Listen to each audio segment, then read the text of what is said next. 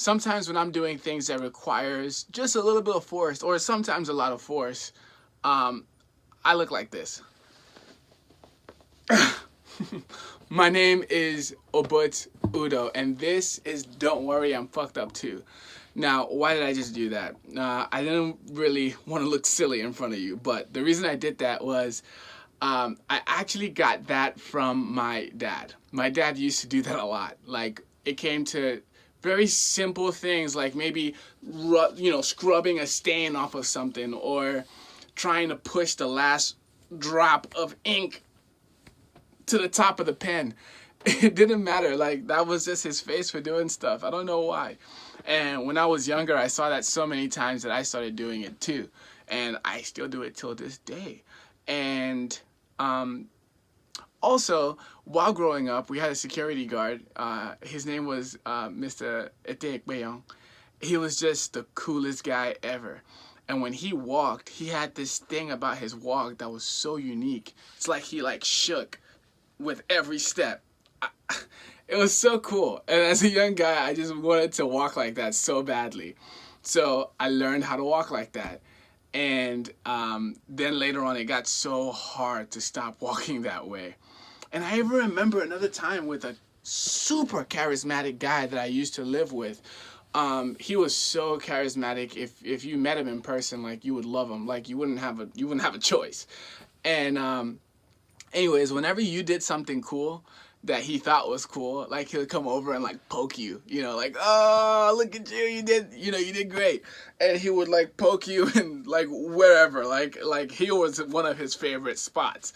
And he would do that, like, just out of like teasing you. It was kind of cool. It was funny. It was like someone tickling you. But it was also kind of weird. And I realized that growing up, I started doing the same thing too. Like, I would just like poke people and like good job kind of thing. And it was kind of, I don't know, if you saw it in person, like, it makes sense. But I even took it a step further and started poking people in the neck, which is so weird. I mean, it feels super uncomfortable.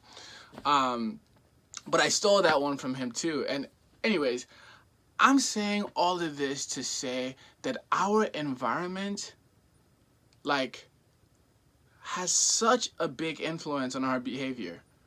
Our environment has such a big influence that we don't even know sometimes. From simple, silly things like those to things like our taste buds, like the type of food that we like to eat, the type of food that we think is delicious, or the clothes, the type of clothes that we wear, sometimes even the sound, like the kind of music we listen to.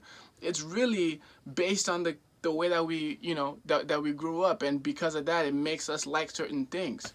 And also the value that we believe. A lot of these values, we think that we're the ones that, like, it's ours, it belongs to us. But no, it's really the values of your parents, or your environment, your society, the culture, right?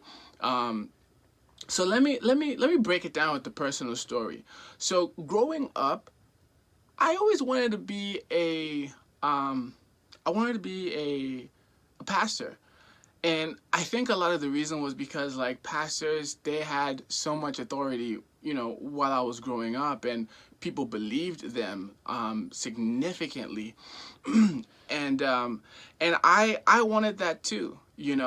And so, and I also like the fact that they were doing such good things and making people feel good, and helping people in times of need and struggle. And so, I grew up in Nigeria at the time, and later on moved to America. I was in Houston, and when it hit 2010, I went back to Nigeria just to go and visit. And while I'm back there, I go to church, same church that I grew up in. And at church, the pastor comes over and says, hey, at the end of the service, he comes over with a few other people. He says, hey, oh, but what church do you go to, back in the U.S.?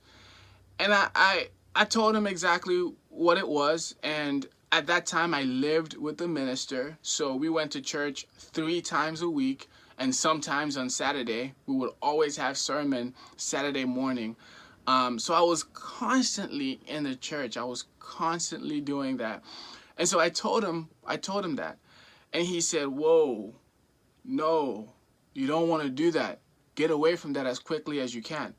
Because the way to God is very narrow. And the only people that are going to make it are people from this church. So instantly I'm like, wait, hold up. First off, thank you, Lord, that I was born into this church. Second off, thank you, Lord, that my father was born into this church. Because if not, I'd probably be going to hell. But right after I thanked God for that, I was like, okay, hold on. So what about all the other Christians, right? You're telling me that they're not going to go to heaven just because they're not in this church? He said, yeah. And I was like, wait, what? And then instantly, like a light bulb hitting my brain. I never thought about this before. But I finally thought, wait, what about all the other people from the other parts of the world that have their own thing that they believe in, that just, they never got exposed to Christianity, right? But these people would die for what they believe in. And sometimes they do. I was like, what about those guys? Are you telling me that they're also not going to go to heaven either? And he's like, yeah, I'm sorry, they're not. Not everybody can make it up there. It's just such a small, narrow way. And that got me really frustrated. So when I came back to America, I talked to, my minister, and then he's like, that's a cult. Like the way that they worship is a cult. And so at this point, I'm like, oh, I'm basically getting tossed around from one space to the other. And then that's kind of where I realized that I needed to understand things for myself. So I started learning all the other religions. I started learning about them in depth and trying to understand what they were about. And since this video is not about that, I'm going to just pause it there, keep it there. I'm not saying that religion is a bad thing at all. But what I am saying is that don't be afraid to challenge the way of life that you're accustomed to. Don't be afraid to challenge the way that you see the world. Because honestly, the way you see the world and the way I see the world, a lot of it is the influence of our environment around us. It's the influence of the closest people that we have. And most of the time, we don't know what's happening on the other side. We don't know what's going on over there. And sometimes those things can serve us incredibly.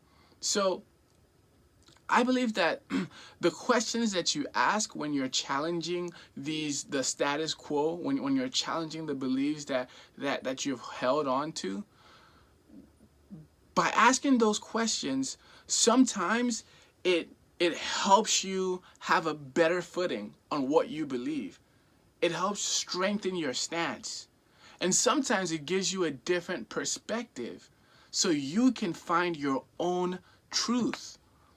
I believe that in this world, it's supposed to be something that's independent. Like you're supposed to learn and grow and not be stifled.